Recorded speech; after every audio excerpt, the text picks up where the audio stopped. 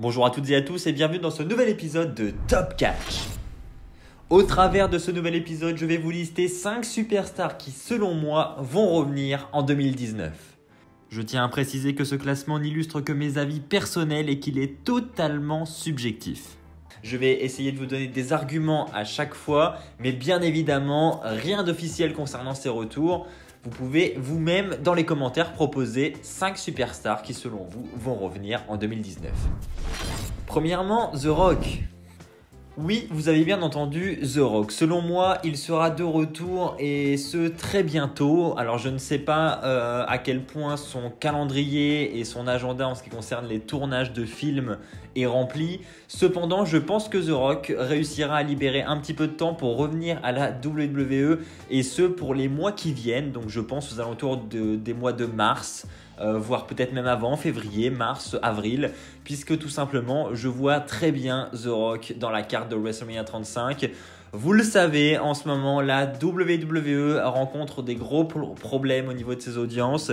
Raw a atteint les pires audiences depuis 1993 ces dernières semaines. Donc c'est vous dire à quel point la fédération est un petit peu en détresse. On a pu voir les officiels dans le ring lors de l'épisode de Raw de cette semaine. Vince McMahon, Triple H, Stephanie étaient là pour nous promettre certaines choses. Vont-elles être respectées? On ne sait pas. Mais en attendant, moi je pense qu'un retour de The Rock peut clairement contribuer à remonter les audiences de Raw pour ce début d'année. Et je pense que The Rock aura son match à WrestleMania 35. Alors, ce sont des rumeurs qu'on a depuis un petit moment maintenant. Et je pense que ça peut s'avérer vrai. Après tout, ça fait longtemps qu'on n'a pas vu The Rock dans un ring à la WWE. La dernière fois, c'était en 2013 face à John Cena. Rappelez-vous son match à WrestleMania 29 pour le titre de la WWE. Je pense qu'il peut revenir. Alors, pas forcément dans un match où il y a un titre en jeu. Voilà, on avait des rumeurs notamment pour un match face à Brock Lesnar.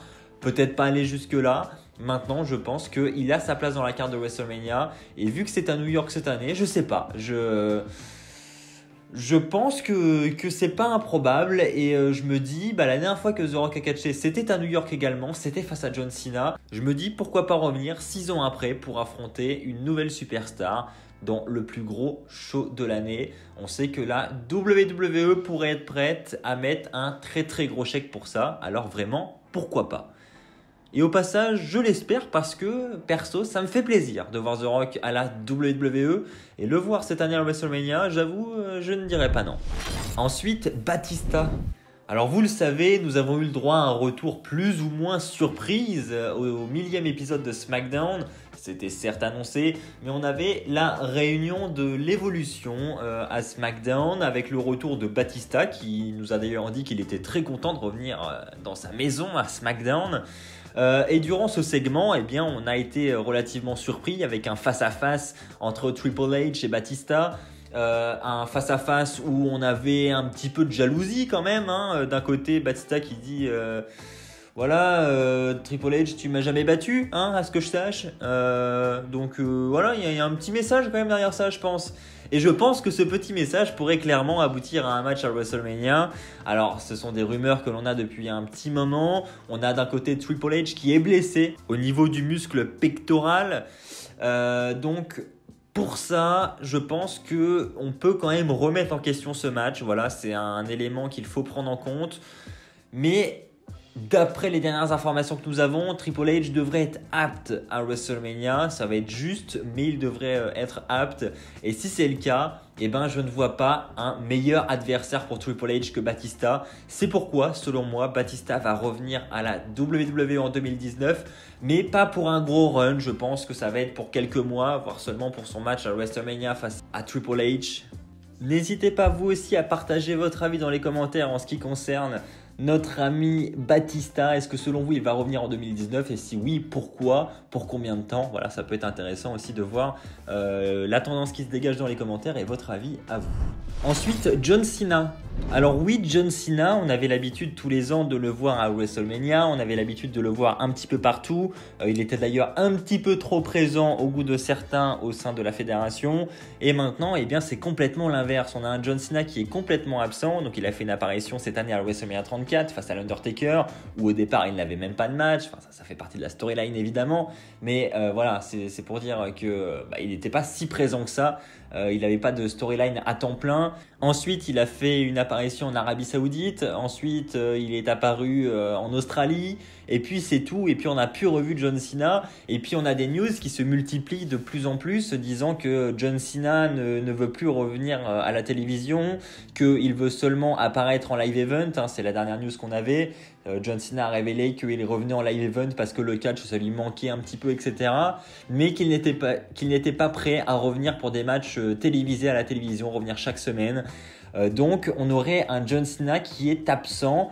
Il y en a même qui vont jusqu'à dire qu'il aurait pris plus ou moins sa retraite et que voilà, on ne le reverra quasiment plus. Honnêtement, moi j'ai énormément de mal à y croire. Je pense que John Cena aura son match à WrestleMania 35 et ça me paraît même limite être une évidence. C'est pour ça que je l'ai mis dans ce classement. Selon moi, John Cena fait partie des grosses stars qui vont revenir en 2019 parce que non, la WWE ne va pas se passer d'un John Cena qui est en pleine forme, d'un John Cena qui est tout jeune encore. Elle va en profiter un maximum. Je sais que John Cena, lui aussi, il faut qu'il soit d'accord, mais je ne pense pas que John Cena va s'opposer à ça. C'est pourquoi, selon moi, John Cena va avoir un match à WrestleMania 35. Il y a quelques mois, j'aurais eu tendance à dire face à l'Undertaker, un rematch, ou pourquoi pas cette fois-ci, il pourrait y avoir sa carrière en jeu. Maintenant, avec le Shawn Michaels qui est revenu, les rumeurs qui se multiplient, on ne sait plus trop pour l'Undertaker l'année prochaine. Donc John Cena, son adversaire, je ne saurais pas dire encore en ce qui concerne le WrestleMania 35. Je dirais l'Undertaker encore, mais sans être trop sûr de moi. Mais en attendant, une chose est sûre pour moi, John Cena sera bel et bien là en 2019 et sera bel et bien de retour à WrestleMania 35. L'Undertaker, oui, tout comme John Cena, l'Undertaker, mais là ça fait déjà de nombreuses années et on commençait à s'y habituer. Il est absent à la WWE toute l'année et revient principalement pour WrestleMania. Donc là pareil, il y a des petites exceptions, notamment pour les shows en Arabie Saoudite et pour les shows qui ont eu lieu en Australie. L'Undertaker a fait le déplacement, mais sinon principalement pour les gros pay-per-view, l'Undertaker est seulement présent à WrestleMania, sauf exception encore une fois. Et donc, évidemment, je pense que l'Undertaker sera de retour à WrestleMania 35 une fois de plus l'année prochaine. Est-ce que ce sera la dernière ? Je pense que oui. Pour moi, cette fois, c'est la bonne. On en parle depuis déjà de nombreuses années maintenant. Je me rappelle déjà à la fin de WrestleMania 30, on disait déjà que c'était la fin de l'Undertaker. Et au final, nous sommes à WrestleMania 35, 5 ans après, et il est encore là. Donc, je pense que cette fois-ci, nous pouvons le dire, c'est la bonne. Et je pense que l'Undertaker mettra sa carrière en jeu lors de WrestleMania 35. Et j'ai envie de dire tant mieux, voilà, c'est très bien. Mais on ne se passera pas de l'Undertaker en 2019. Il sera encore là, il fera un nouveau match. Et enfin, je veux dire, c'est limite logique. L'Undertaker ne va pas arrêter sa carrière comme ça après un limite squash match face à John Cena l'an passé.